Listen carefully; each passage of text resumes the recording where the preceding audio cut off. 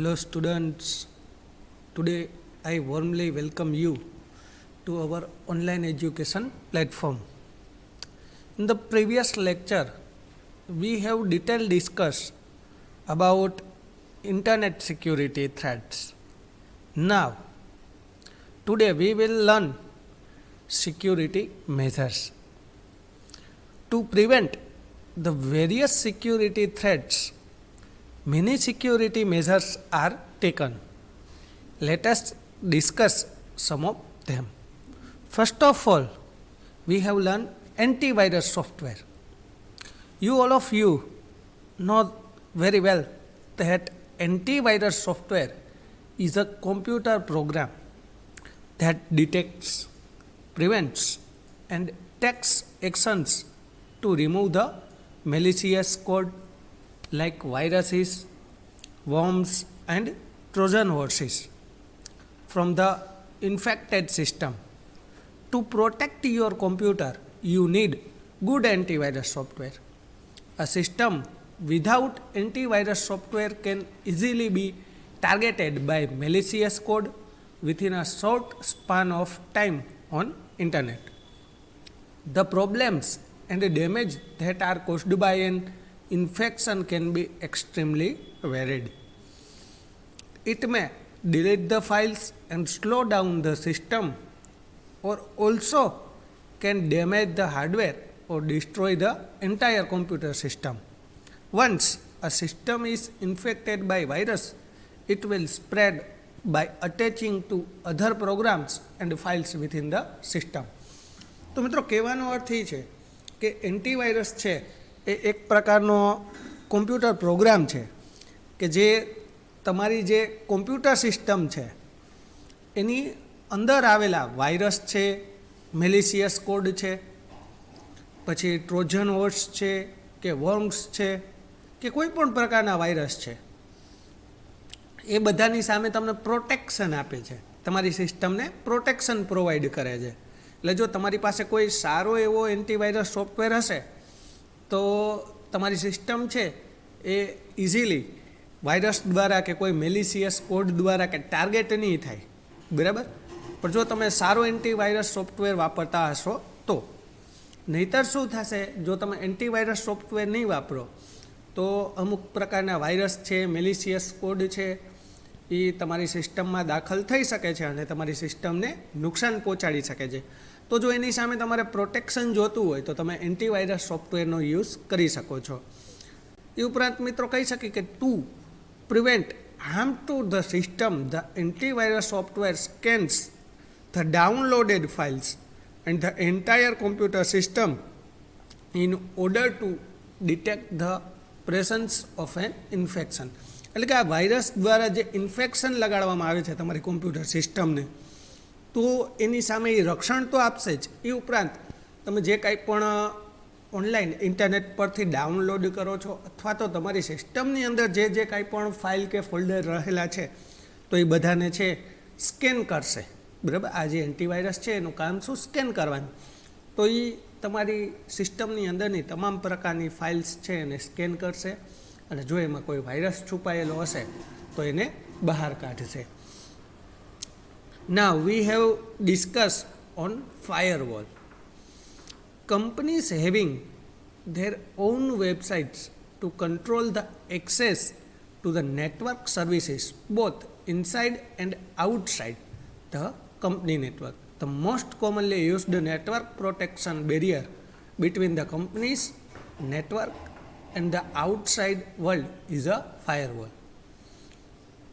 So friends, firewall is a device, a computer or a router placed between the network and the internet to monitor and control the traffic between the company's local network and the outside world. In this figure, you see that a firewall is a protection layer between those inside and outside world. મિત્રો તમે જોઈ શકો છો આ આકૃતિની અંદર કે જે આ તમારું કંપનીનું નેટવર્ક છે, બરાબર, ત્યાં અને ત્યાંથી જે આઉટસાઇડ વર્લ્ડ છે વેન, બરાબર, જે બહારનું કોઈ નેટવર્ક છે તમારી કંપની બહારનું, બરાબર, આ કોઈ કંપની બહારનું નેટવર્ક છે, જ્યારે આ તમારી પોતાની કંપનીની અંદરનું નેટવર્ક છે. તો જ્યારે આ બે વચ્ચે ડેટાનું ટ્રાન્સમિશન થાય છે ત્યારે ફાયરવોલ છે એ વચ્ચે હોય છે અને એક પ્રકારનું પ્રોટેક્શન પૂરું પાડે છે. એ આઉટસાઇડ વર્લ્ડમાંથી જે ડેટા આવે છે એને એક વખત ચેક કરશે. જ્યારે અધર આઉટસાઇડ વર્લ્ડથી કોઈ પણ ડેટા કે રિક્વેસ્ટ આવશે તમારા કંપનીના નેટવર્કમાં, ત્યારે જે ફાયરવોલ છે એ એક વખત એને ચેક કરશે અને જો એમાંથી કોઈ મેલિશિયસ કોડ હશે કે વાયરસ હશે તો એને દૂર કરશે. તો એક પ્રોટેક્શનનું કામ પૂરું પાડે છે, બરાબર. It is A one type of wall which is protect to your system. Hello guys, welcome back. A firewall protects the local network against the following: email services that sometimes create problems, undesirable material like photos, videos entering into the local network, unauthorized persons gaining access to local network, unauthorized data or information leaving the company's network, blocks the traffic from outside world to the local network, protects from any type of network attack, etc.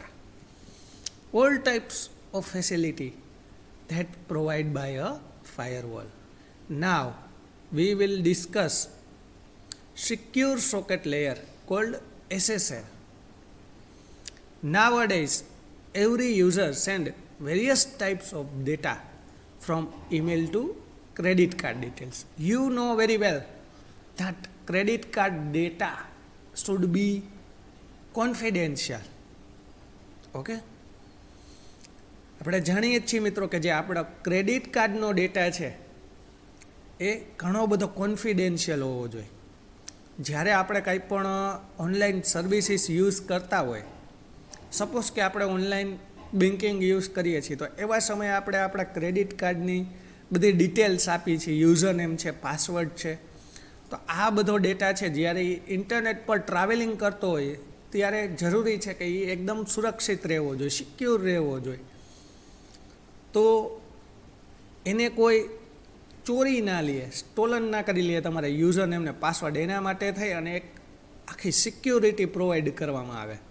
Okay, the user wants this data to be protected when it transits over public network. SSL protocol is used for securing web transactions on the internet. જોયું મિત્રો, શું કહેવા માંગે છે કે SSL છે એક પ્રકારનો પ્રોટોકોલ છે મિત્રો, કે જે જ્યારે તમે ડેટા નેટવર્ક પર તમારો ડેટા ટ્રાવેલિંગ કરતો હોય છે, કે જ્યારે તમે કોઈ પણ ટ્રાન્ઝેક્શન કરો છો ઓનલાઈન, તો એને સિક્યોરિટી પ્રોવાઈડ કરવી એ કામ કેનું છે? SSL પ્રોટોકોલનું.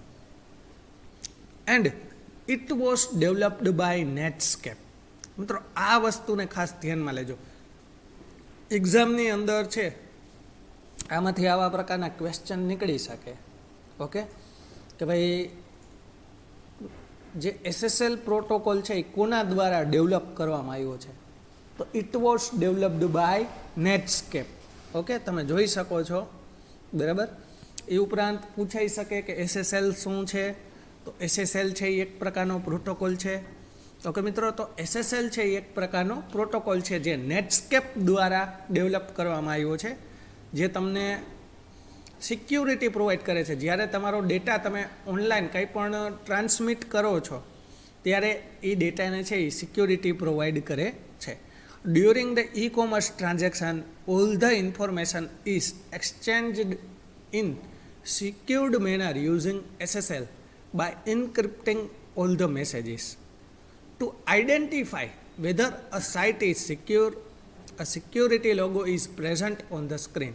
If a site is secured by VeriSign, then the security logo of VeriSign is displayed on the login screen of the secured site.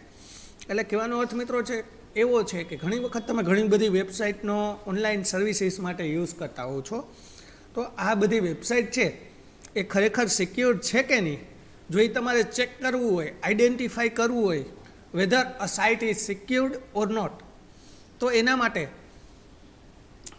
જે વેબસાઇટ સ્ક્રીન છે, જે તમે વેબસાઇટને ઓપન કરો છો, એમાં જુઓ URL બાર હોય છે, ત્યાં એક વેરિફિકેશન સાઇન હોય છે, બરાબર. જો એ વેરિફિકેશન સાઇન હોય, બરાબર, અથવા તો તમારું URL છે એ જો HTTPSથી સ્ટાર્ટ થતું હોય, તો એનો મતલબ કે એ સિક્યોર વેબસાઇટ છે. ઓકે, ચાલો આપણે જોઈએ. તો અહીંયા તમે જોઈ શકો છો આકૃતિની અંદર, તો જો અહીંયા સિક્યોરિટીની સાઇન છે, વેરી સાઇન. ઓકે, અને આ જે સ્ટાર્ટ થાય છે આનું URL, તો એમાં તમે જોઈ શકો છો કે સ્ટાર્ટિંગમાં HTTPS છે, જે એસનો મતલબ એસ ડિટેક્ટ કરે છે કે આ છે એક સિક્યોર સાઇટ છે. આના ઉપર તમે કોઈ પણ ડેટાનું જે ડેટા ટ્રાન્સમિટ કરશો અથવા તો ડેટા સેન્ડ કરશો, એ ડેટા એકદમ સિક્યોર રહેશે. ઓકે, અને જો આ પ્રકારનું તમને કોઈ પણ સાઇટ કે URLમાં જોવા ન મળે, તો આપણે આઈડેન્ટિફાઈ કરી લેવાનું કે ભાઈ આ પ્રકારની સાઇટ છે એ સિક્યોર નથી. Okay, at last, thanks all of you for watching this video.